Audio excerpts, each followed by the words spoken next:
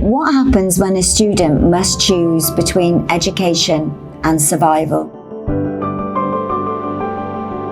Through our at-risk register, we identified students most likely to drop out of school and university, not because of lack of ability, but because of poverty.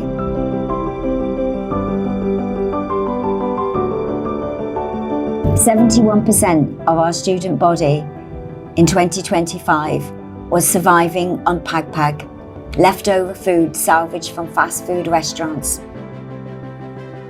Hunger was not an occasional, it was a constant.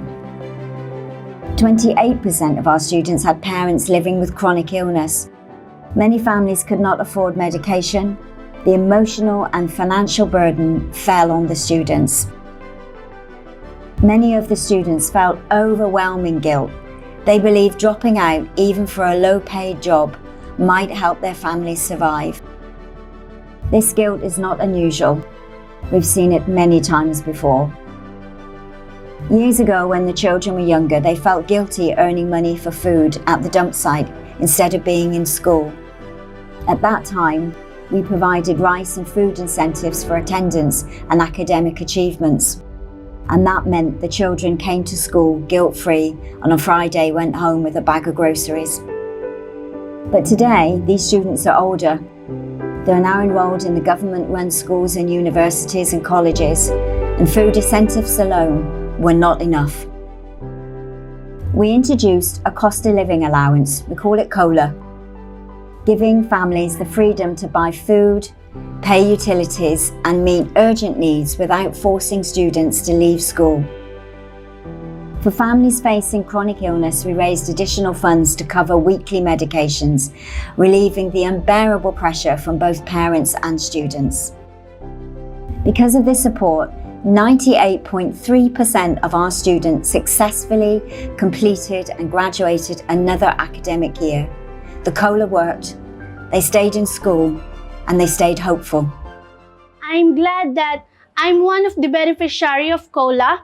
COLA is one who helped me to pursue my goals. COLA is one of my supporting system, especially to my study, and because it helped me to buy some things that I needed to my study, like some books, like that, projects, foods, hygiene products, and also COLA support is so much helpful to me and to my family because it gives us a chance to continue moving forward even it's so hard. Also COLA helping my family needs like medicines, buying some stuff for their health. May you continue to support me and the others who rooting for you. Thank you po. So as a COLA beneficiaries for a month, now we are able to lessen our problems, especially with our financial, we are able to keep our needs, especially with our problems with foods and also with the expenses in school. And more importantly, this COLA has greatly impact us because my mom, she experienced hypothyroidism and asthma, which is very crucial for her health and for her body as she gets to work.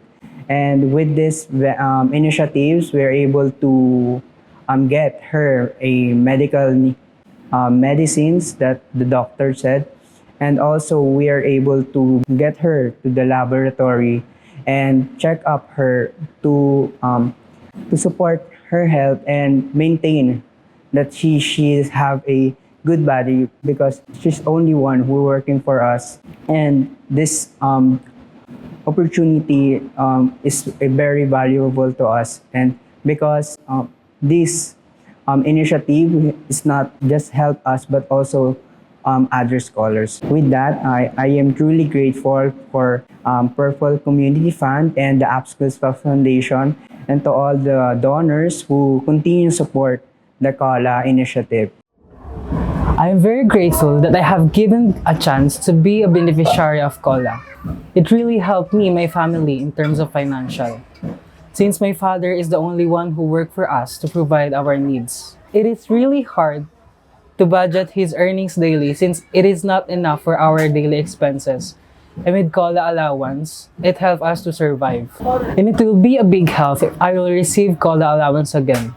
Having COLA allowance means we don't have to think about our daily and monthly expenses since COLA can cover some of it. To all the donors, big thanks to you. Your small act of kindness means big to us. Thank you for being such an amazing supporter.